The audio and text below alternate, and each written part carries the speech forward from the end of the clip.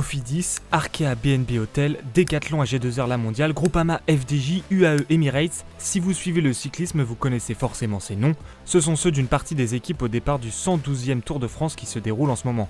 Une compétition qui brasse chaque année plus de 200 millions d'euros de chiffre d'affaires, mais avec une grosse particularité.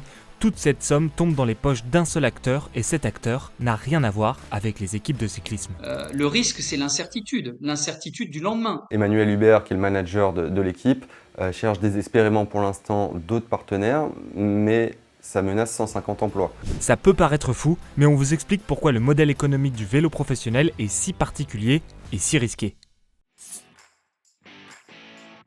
Le Tour de France, c'est la compétition de vélo par excellence. 3 semaines de course, 184 coureurs, plus de 3000 km de parcours, 3e événement sportif le plus regardé à la télévision derrière les Jeux Olympiques et la Coupe du Monde de football. C'est le seul qui est organisé par un acteur privé et non une fédération. Son nom, Amaury Sport Organisation. Amaury Sport Organisation est une filiale du groupe L'Équipe.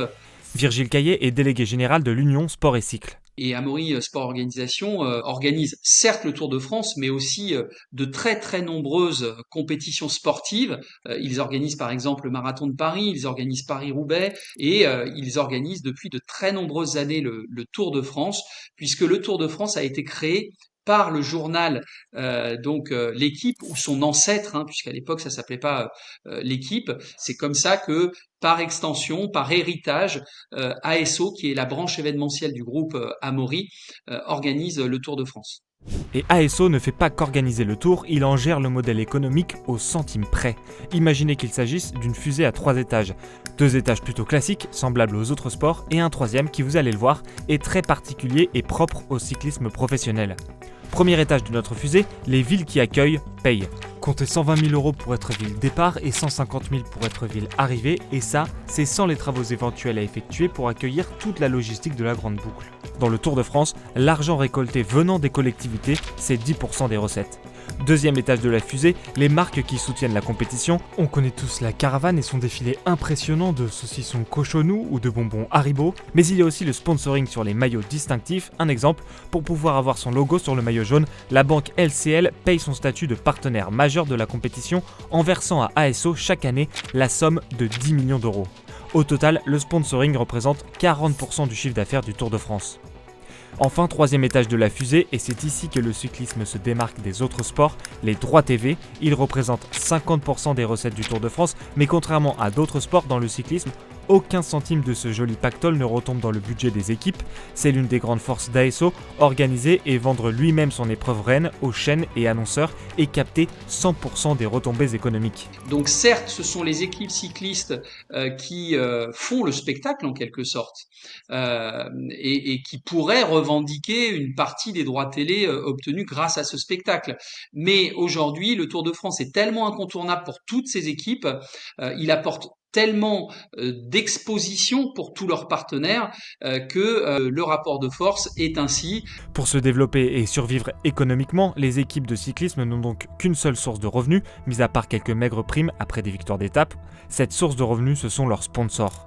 Et à ce petit jeu-là, tout le monde n'est pas logé à la même enseigne. On pourrait dire qu'il y a un cyclisme à 2 vitesses dans le cyclisme professionnel, entre les équipes internationales qui vont naviguer sur des budgets entre 40 et 60 millions d'euros, et puis des équipes plus domestiques, entre guillemets, comme certaines équipes françaises, qui vont, elles, être plafonnées à des niveaux comme de l'ordre de 20 millions d'euros. L'équipe phare du peloton, UAE Emirates, celle de Tadej Pogacar, c'est 60 millions d'euros de budget financé par un fonds souverain émirati. L'équipe de Primoz Roglic, l'autre star slovène du plateau, financée en partie par le géant autrichien de la boisson énergisante Red Bull, c'est 50 millions d'euros, colossal. En comparaison, une équipe de bas de tableau comme la française Arkea BNB Hotel, c'est 3 fois moins.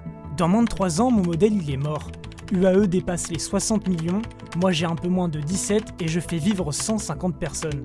Et en plus du personnel médical et du staff technique, un gros budget, ça permet aussi d'avoir du meilleur matériel, de plus grosses capacités de développement, notamment en faisant appel à des souffleries sur mesure, bref, 2 mondes différents. Ça se joue vraiment au millimètre. Yann Duvert est journaliste aux Échos en charge des sujets sport business. C'est de la R&D en fait, le cyclisme. Et donc, plus il y a d'argent, plus la performance va être de pointe. 10 millions ou 5 millions d'euros, ça fait toute la différence sur une saison complète. Surtout que l'autre particularité du cyclisme, c'est le budget illimité. Là encore, ce n'est pas la même situation dans d'autres sports. En Formule 1 par exemple, des budgets plafonnés ont été instaurés depuis 2021. Cette année-là, chaque équipe avait le droit de dépenser 145 millions de dollars maximum pour développer sa voiture, une somme passée depuis à 135 millions de dollars. L'objectif affiché, réduire les écarts entre grandes et petites écuries. Bon, il y a une limite quand même, c'est que dans ce budget plafonné ne sont pas compris les salaires des pilotes, et ça peut changer beaucoup de choses, car plus un pilote est bon, plus il est cher, et donc plus une écurie riche peut se le procurer. Cela a par exemple été récemment le cas pour Lewis Hamilton chez Ferrari, qui va toucher 120 millions d'euros de salaire sur 2 ans. Pour ce qui est du cyclisme, les dépenses sans limite et la dépendance aux sponsors provoquent, en plus d'une inégalité entre les équipes, une inquiétude latente, celle de savoir si l'on pourra finir la saison toujours debout. Le risque, c'est l'incertitude du lendemain. Lorsqu'on n'a qu'un seul sponsor et qu'il a signé pour 3 ans, eh bien, effectivement, au début de la 3e année, on est dans l'obligation d'aller chercher soit un nouveau sponsor, soit d'espérer que ce sponsor renouvelle. Quand le partenaire s'arrête, tout s'arrête. Avec les salariés qui se retrouvent sur le carreau. On le voit avec Arkea et BNB Hotel qui s'arrêtent en fin de saison. Emmanuel Hubert, qui est le manager de l'équipe, cherche désespérément pour l'instant d'autres partenaires, mais ça menace 150 emplois. Reste quand même un moyen simple et efficace d'aller soutenir ces petites équipes, aller sur le bord des routes et crier leur nom au passage du peloton.